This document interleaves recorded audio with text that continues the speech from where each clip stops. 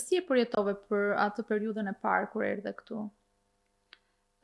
Erdha pak me entuziazëm. Kompania që unë punoja në Shqipëri është internacionale, kështu që kishin folur goxha me persona këtu në Londër, kishin lidhje, marrëdhënie, kështu që ato ishin duke më pritur, kisha një pozicion goxha gati për mua. Nuk do ishte i njëjti siç do isha në Shqipëri normal, se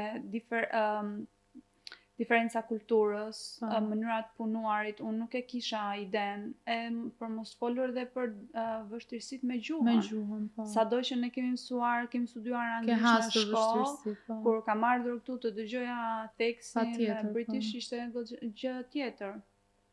Kështu që gjithsesi thash, jam kam një vend pune, do përshtatem.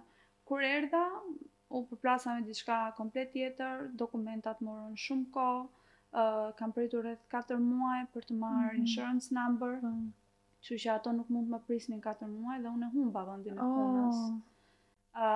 U mërzita, por thoshin që sa po të na hapet një vend i ri do të njoftojmë sërish, je në listë e para, por aty i duheshe një person me se zbën së shpejti.